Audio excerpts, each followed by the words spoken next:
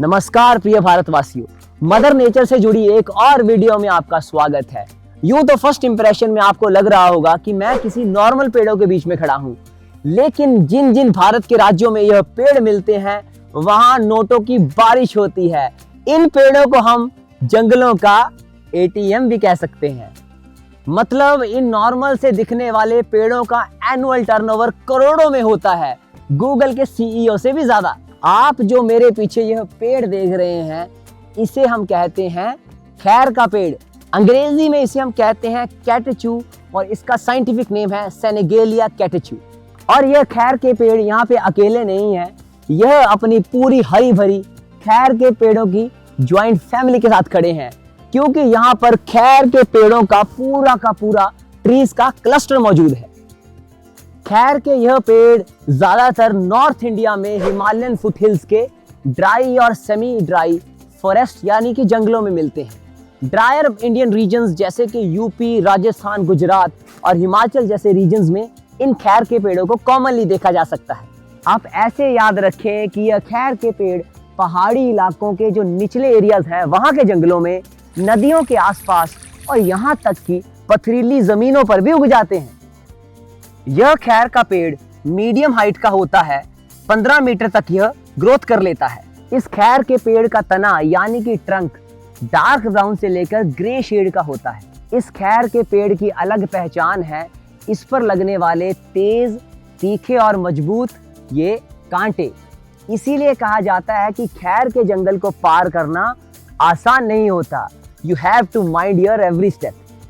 खैर के पेड़ों के पत्ते भी बड़े छोटे और पंखनुमा होते हैं, just like fern like structure, आप ऐसा भी समझ सकते हैं।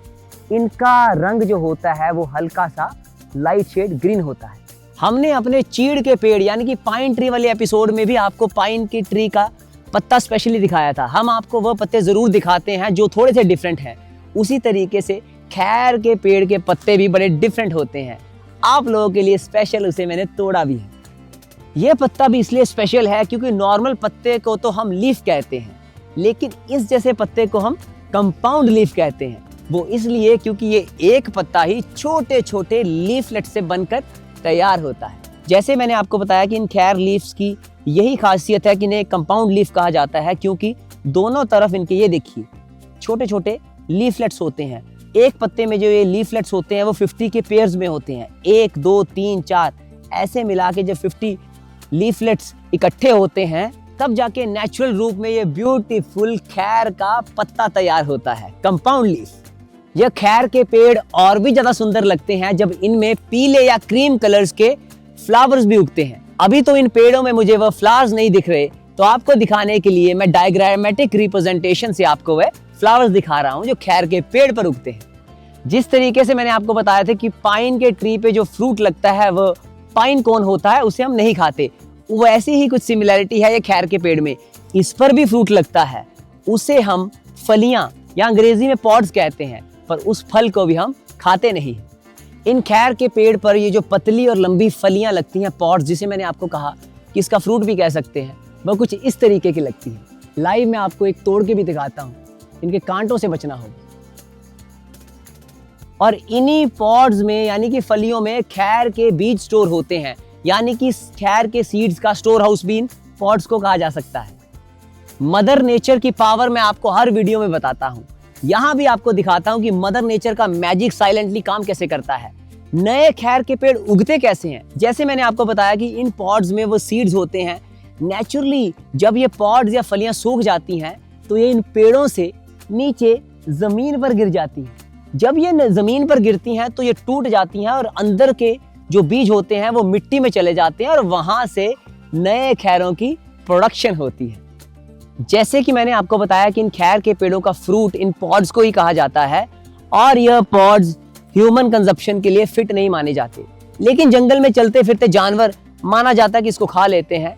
इसके अलावा यह इसके अंदर जो सीड्स होते हैं वो प्रोटीन रिच सोर्स भी माना जाता है, गोट्स के लिए स्पेशली। तो हमने अभी तक जाना कि ना तो पैसा इसके फल से आता है ना ही फूल से, तो पैसा इस खैर से आता कहां से है? वह पैसा आता है इसके तने से, यानी कि ट्रंक से, जिसे हम ट्रंक नहीं ट्रेजरी भी कह सकते हैं, क्योंकि यह खजाना है पैसों का। क्योंकि इसी खैर के पेड़ की लकड़ी का बनता है कत्था और भी कई सारी आयुर्वेदिक मेडिसिन में इसका यूज होता है। आज मैं दोस्तों इसलिए भी एक्साइटेड हूं क्योंकि आज हम लाइव एक फैक्ट्री टूर भी करने वाले हैं, जिससे हम जानेंगे कि इस खैर के पेड़ की लकड़ी से कत्था एक्चुअली में बनता कैसे है। फैक्ट्री में जाने से पहले इस खैर के पेड़ के बारे में मैं आपको एक और इंटरेस्टिंग फैक्ट बताता हूं कि जैसे कि हमने पाइन ट्री वाले कवरेज में आपको बताया था कि पाइन ट्री की सबसे स्पेशल प्रोड्यूसेस में से एक है उसका रेजिन, यानी कि उसकी गोंद। उसी तरीके से इस खैर के पेड़ से भी अगर इस पे कट लगाओ तो गोंद निकलता है और उस रेजिन को हम खैर की गोंद या खैर गम भी कहते हैं। यह गोंद तभी बाहर आता है जब इस खैर के तने को चोट लगती है और माना जाता है कि इस खैर के गोंद के भी बहुत फायदे हैं। अब दोस्तों बिना देर किए हुए चलते हैं इस फॉरेस्ट से सीधा फैक्ट्री में। दोस्तों अभी जंगल में आपको बताया था कि खैर का पेड़ एक्चुअल में दिखता कैसे है। फॉरेस्ट से अब हम सीधा फैक्ट्री में आ चुके हैं जहां कन्वर्जन होती है खैर के वुड की कत्थे में। और अब इस फैक्ट्री टूर में हम आपको स्टेप बाय स्टेप समझाएंगे कि वह लकड़ी एक्चुअल में कत्थे में कन्वर्ट कैसे होती है। सबसे पहला स्टेप है कि खैर के पेड़ की पुरानी और डेंस लकड़ी चुनी जाती है, और वो भी खैर का कौन सा पोर्शन, हार्टवुड जिसे हम कहते हैं, जो मेन ट्री का पार्ट होता है जहां कत्थे की वैल्यू या मात्रा सबसे ज्यादा हमें देखने को मिलती है। ये देखिए, ये पहला स्टेप है। तो जैसे कि आप देख सकते हैं कि सबसे पहले जो लकड़ी की छाल है, आउटर बार्क जिसे हम अंग्रेजी में कहते हैं, उसको रिमूव कर दिया जाता है। उसके बाद उस लकड़ी को छोटे छोटे टुकड़ों में काटा जाता है ताकि उसकी जो बॉइलिंग है और जो उसको छोटे छोटे फर्दर पार्ट्स में डिवाइड करना है वो आसानी से हो सके। दूसरा स्टेप होता है कि जब आउटर बार्क को हम रिमूव कर देते हैं तो जो बड़े बड़े वो लकड़ी के टुकड़े हैं, सबसे पहले वो आप जो मेरे पीछे मशीन देख रहे हैं उसमें और फर्दर छोटे तरीके से उसको काट दिया जाता है ताकि आगे उसको चिपर मशीन में डाला जाए।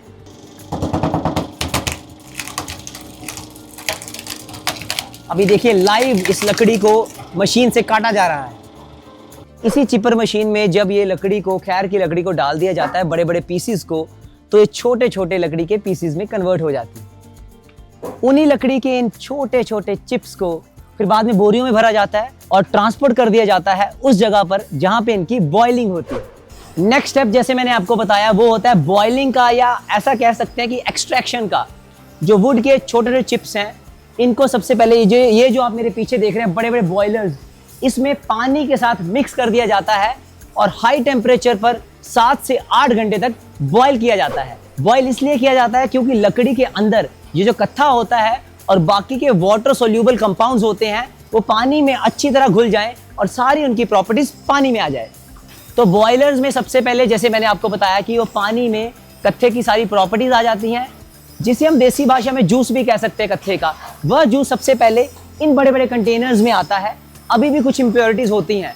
उसके बाद इन पाइप से होते हुए ये सबसे पहले उस लिक्विड को फिर दोबारा फिल्टर करके इस वाले पोर्शन में रखा जाता है।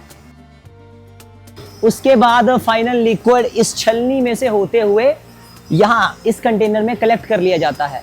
ये छलनी का इस्तेमाल सिर्फ इसलिए किया जाता है ताकि जो सॉलिड पार्ट है, जो और सॉलिड इम्प्योरिटीज हैं, वो यहाँ से फिल्टर हो जाएं और ये जो फाइनल लिक्विड है इसे हम फिल्टर्ड लिक्विड कहते हैं। तो अभी हमने बॉइलिंग का स्टेप देखा, इससे जो अगला स्टेप है उसे हम क्रिस्टलाइजेशन या कूलिंग कहते हैं। वो इससे भी ज्यादा इंटरेस्टिंग है। बिना टाइम वेस्ट किए आइए नेक्स्ट स्टेप के बारे में जानते हैं।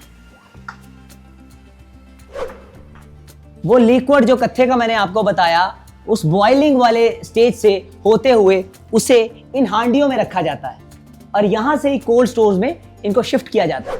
कत्थे का यह लिक्विड फॉर्म जब गाढ़ा हो जाता है तो इसे फिर ठंडा किया जाता है कोल्ड स्टोरेज रूम में। लाइव में आपको दिखाता हूं वो रूम्स होते कैसे हैं, आइए मेरे साथ।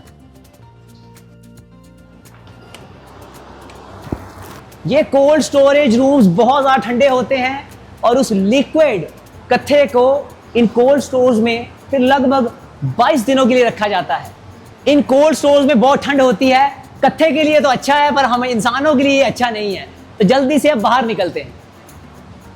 कोल्ड स्टोरेज में तैयार होने के बाद उसी कत्थे को फिर सॉलिड फॉर्म में देखिए जमीन पर बिछा दिया जाता है नेक्स्ट स्टेप के लिए।